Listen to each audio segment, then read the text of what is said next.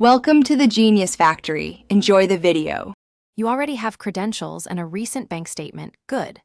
Open Moneyview and go straight to Settings, then Payments or Auto Debit/Mandates. This is where Mandates live.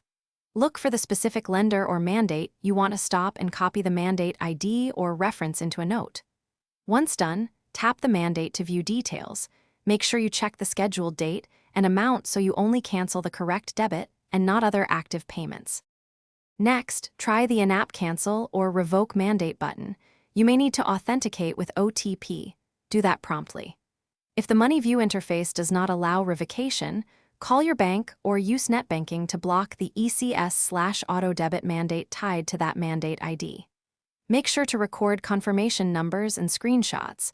Once you have those, inform Moneyview support and your lender with the bank confirmation, so everyone has a matching cancellation reference to avoid accidental future debits. Finally, confirm cancellation by checking your bank account for a canceled mandate entry or a stop payment confirmation. This can take 1 to 3 business days, so monitor transactions. Once you see confirmation, follow up with Moneyview support and the lender and provide the bank confirmation ID. If a debit still posts, immediately contact your bank to raise a chargeback or ask them to block the beneficiary's mandate. This single troubleshooting